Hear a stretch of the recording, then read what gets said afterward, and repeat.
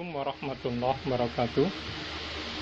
21,43% caleg P3K Direktorat Jenderal Kebudayaan tidak memenuhi syarat ijazah, diduga tidak memenuhi syarat ijazahnya. Ada pemeriksaan yang berbeda dengan syarat ijazah formasi yang dibutuhkan di atas sama persis. Kemudian saya download file pengumuman, kemudian nama-nama di pengumuman itu saya cocokkan di ijazah luar negeri dan Dikti. Ini webnya di Kemendikbud ini yang Ristek ini yang luar negeri, yang Dikti ini untuk lulusan luar dalam negeri. Kemudian untuk meyakinkan perbedaan persyaratan ijazah dengan ijazah yang diduga milik caleg, saya simulasikan dengan web ini. Ditemukan terdapat 18 orang yang ijazah diduga tidak memenuhi syarat dari 84 caleg yang akan passing grade. Kemudian saya perinci lagi masing-masing ini. Untuk ini nama-namanya yang dinyatakan passing grade dan lulus. Ternyata yang pertama ada 6 orang ini, ada 2 orang yang ijazahnya tidak ada di web tersebut. Kemudian ada nama-nama lagi sampai 16 orang yang dinyatakan passing grade dan lulus dari formasi 16 orang. Setelah nama-nama ini dicek di web Dikti dan ijazah luar negeri, didapat informasi ada 2 nama yang ijazahnya tidak sesuai dengan formasi.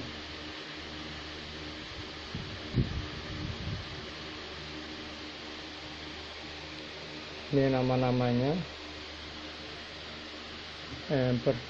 Kemudian untuk ahli Pratama Bambang Budaya, ini ada formasinya 10, yang lulus 10 orang.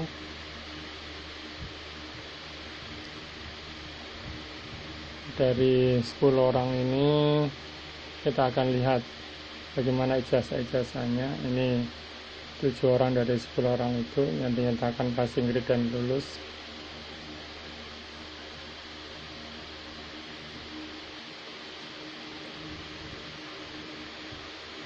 Kita nanti lihat cek masing-masing nama ini di web itu tadi.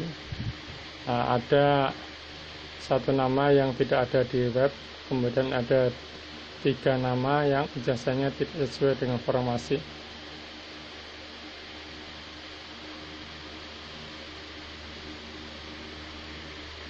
Ini yang tidak sesuai. Kemudian masih halaman berikutnya, ini ada 3 orang lagi yang dinyatakan passing grade dan lulus, dan ada mulai nomor 11 sampai nomor 16 ini dinyatakan passing grade. Kita lihat ijazah masing-masing. Dari 8 sampai 16 ini ijazahnya sesuai. Kalau misalnya dinyatakan passing dan lulus tadi bisa dibatalkan, bisa digantikan oleh yang berikutnya. Kemudian nomor 22 ini orangnya tidak lulus. Kemudian untuk jalan ahli pertama Bambang Budaya juga, ini ada formasinya 5, lulusnya 5, yang hadir 23 orang. 5 yang memenuhi ambang batas, sementara sisanya tidak memenuhi ambang batas.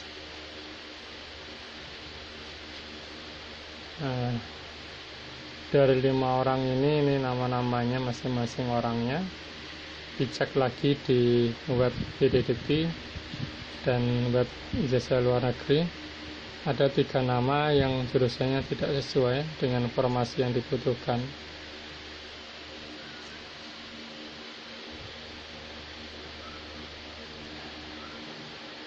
Sementara 2 orang sesuai dengan jurusan yang dibutuhkan. Kemudian ini orang-orang yang di halaman berikutnya yang dinyatakan tidak lulus karena di bawah passing grade nilainya. Kemudian sampai nomor 23 tidak lulus, sehingga tidak perlu dicek di web PDDikti dan ijazah luar negeri. Kemudian untuk berikutnya formasi yang 1055, ini jumlah formasi 7, yang dinyatakan lulus 6.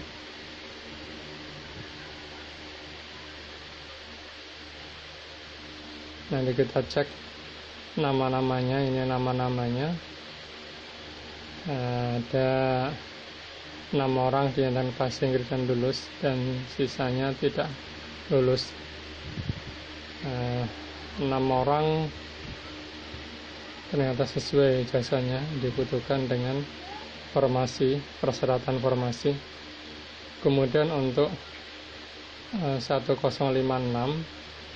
jumlah formasi 15, yang melamar 67, kemudian yang dinyatakan lulus 15 orang, yang menambang batas ada 37 orang, cukup banyak. Karena emang formasinya juga jurusannya banyak, yang dibutuhkan jurusan-jurusan yang banyak. Ternyata urutan 1 sampai 5 ada 1 orang yang ijazahnya tidak sesuai, walaupun formasinya cukup banyak. Kemudian ini yang berikutnya 15 orang ini yang passing grade dan lulus. Kemudian beberapa nama yang passing grade. Urutan ke-6 tidak sesuai ijazahnya. Urutan 11 tidak ada ijazahnya di web.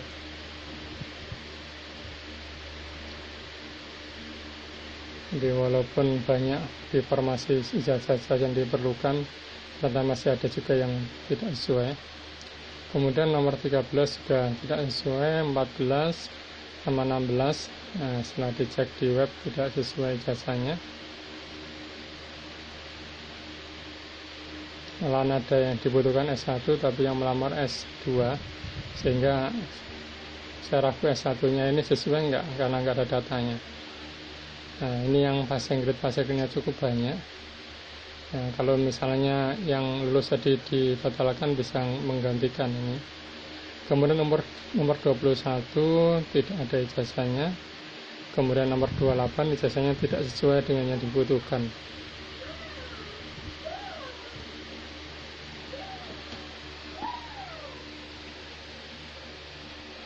Kemudian nomor 29 sampai 37 ada 3 nama yang ijazahnya tidak sesuai dengan yang dibutuhkan.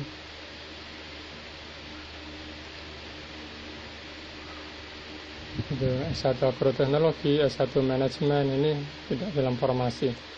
Kemudian untuk kode 1086, jumlah formasi 1, jumlah peserta 8, yang akan lulus 1 orang.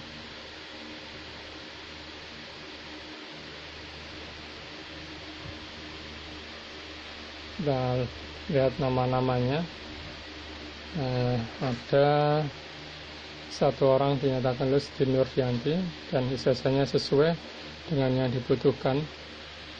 Kemudian 1099, jumlah formasi 1, peserta 20, kelulusan 1 orang. Ini kita lihat rincian nama-namanya.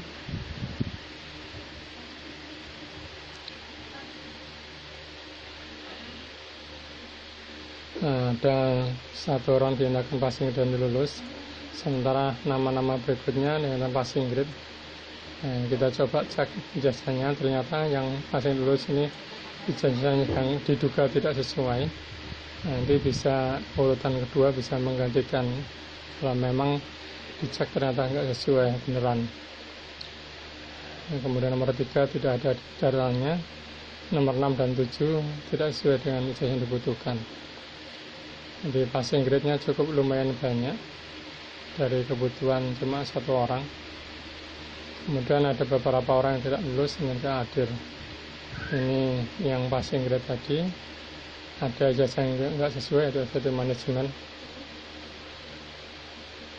Kesimpulannya terdapat 18 orang capek yang ijazahnya diduga tak memenuhi syarat dari 84 passing grade atau passing grade sebesar 21,43%. 4 capek yang jasanya juga tidak memenuhi syarat dari 84 capek dan passing grade lulus. Bukan penyebab capek entry atau upload ijazah diduga tidak benar. Pihak tertentu diduga mengubah data di web ini. Kemudian web didikti atau ijazah luar negeri ini diduga tidak valid atau lengkap. Panitia diduga lalai. Jika ijazah capek yang diduga memenuhi syarat diluluskan, maka panitia bisa dikenakan penjara selama 1 tahun dan denda 1 miliar.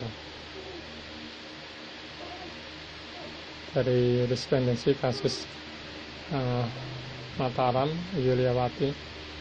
Rekomendasi terhadap pihak berwenang melakukan pemeriksaan ulang ijazah capek dengan persyaratan yang ditentukan panitia, membatalkan kelulusan jika ditemukan tidak sesuai antara ijazah capek dengan persyaratan yang ditentukan panitia, mengganti capek peringkat berikutnya apakah yang dimulakan sanggahan atau tidak, menyempurnakan database, dan juga terima kasih atas perhatiannya. Semoga hal ini menjadi perbaikan bagi kita semua. Assalamualaikum warahmatullahi wabarakatuh.